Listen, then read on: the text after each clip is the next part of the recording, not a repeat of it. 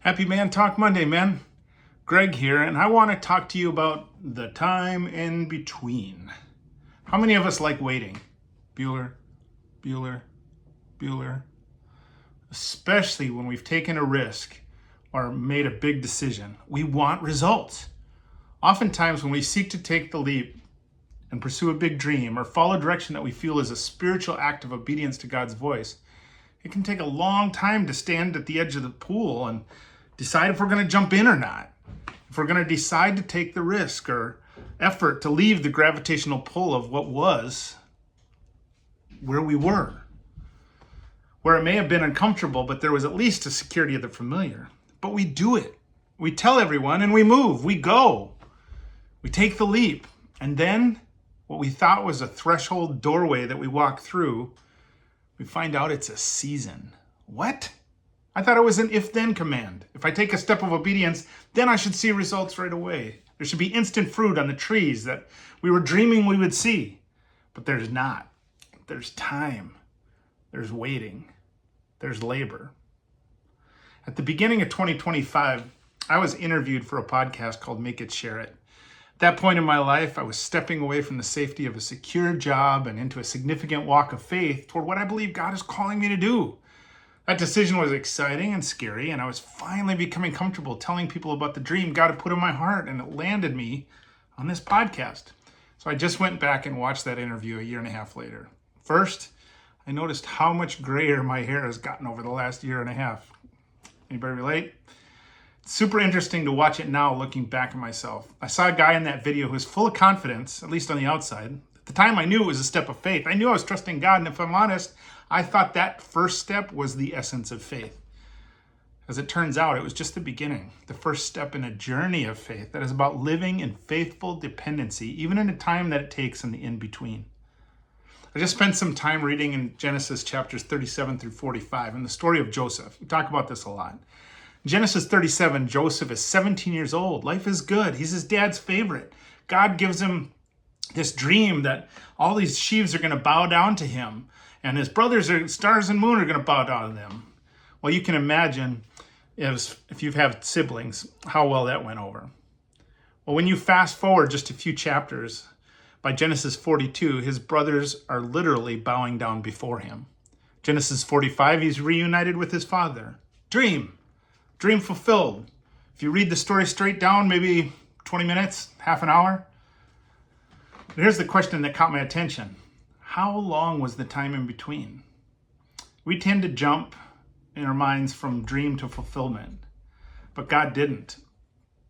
Joseph was thrown into a pit by his brothers. He was sold into slavery. He was falsely accused. He was thrown into prison. And while he was in prison, he interpreted dreams that helped other people find freedom, and yet he found himself waiting there himself. Then he was forgotten for 2 more years. From the dream at age 17 until becoming second in command of Egypt at the age of 30 was 13 years. I mean, in some ways it seems like that's fast, but not when you're in it. From the dream until his brothers bowed before him was about 22 years. 22 years between the promise and the fulfillment. When I watched that podcast I was in from 18 months ago, I smiled a little bit. I knew the journey would take some time. I just thought some time meant a few weeks, maybe a few months. But those with deep pockets would be as excited as me to see it fulfilled and want to fully fund it. The path would be smooth because I made this great sacrifice for God to make this happen. Take the leap. I didn't understand the waiting, or how many questions, or how many moments where I'd wonder, God, did I really hear you? Sometimes the greatest test of faith isn't taking the first step. It's continuing to trust while you're waiting for the next one. There's something about this threshold season, the wilderness, the in-betweens that reveals what's really in our hearts. What do you do when you're tired of waiting? Do you self-medicate, complain, spend a lot of time thinking about the great food back in Egypt? For me, it's often something new, another idea, another project, busy work, anything that makes me feel like I'm making progress instead of sitting in uncertainty. Or I'd like to talk to people, key people or influencers. I get a lot of affirmation from that. Waiting has a way of exposing what we're trusting. It also exposes who we've been listening to. There's a temptation during difficult seasons to surround ourselves with people who simply tell us what we want to hear or let us stay stuck in unhealthy thinking. We all need people who will encourage us, but also lovingly point us back to truth. One thing that strikes me about Joseph is that Scripture doesn't tell us what he was doing in those prison years. Was he complaining? Was he praying? Was he doubting? We only know what we can see on the page. But we find him continuing to serve, continuing to interpret dreams, using the gifts God has given him, even before he understood why he was there. Maybe that's one of the biggest lessons in the waiting. God just isn't just accomplishing his plan. He's forming his servant. He's reformatting. Remember how cocky he was at 17, telling his brothers the dream? Is that the guy you'd want in charge of distributing the food for a nation?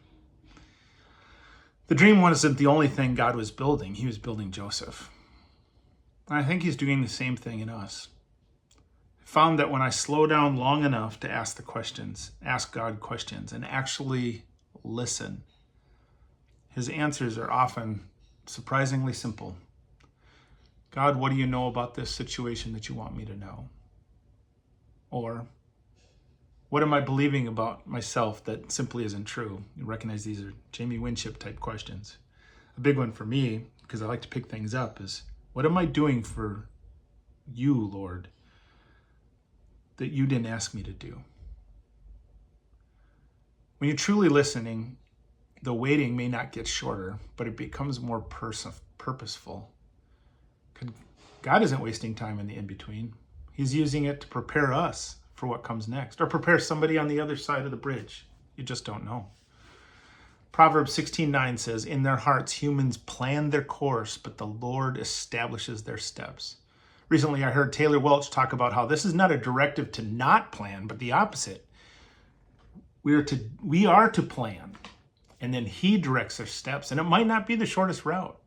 We spend a lot of energy thinking about the destination, but God is deeply interested in ordering our steps, every one of them, even the ones that feel so slow, uncertain, or like they're leading nowhere. So if you're in a season of waiting, my encouragement is this: be fully present in it. And I'm talking to myself. Don't rush through it. Don't try to skip ahead to the next chapter. God is doing a deep work within you right now that may be only possible in this season. The dream matters, but so does the person you're coming along the way, the person you're becoming. God is faithful. Same God who gave the dream is the God who walks you through the pit, the prison, and every day in between. And he will be faithful to complete what he started in you. So trust him. It's not just enough to take the first step. Trust him enough to keep walking, even when you can't see where the path is leading. I want to invite you to like and subscribe to the Braveheart channel and follow for more information on upcoming Braveheart intensives. This is real, guys. This is real, guys. God has a plan, even in this season, even when it feels long. He's there. He loves you. He cares about you.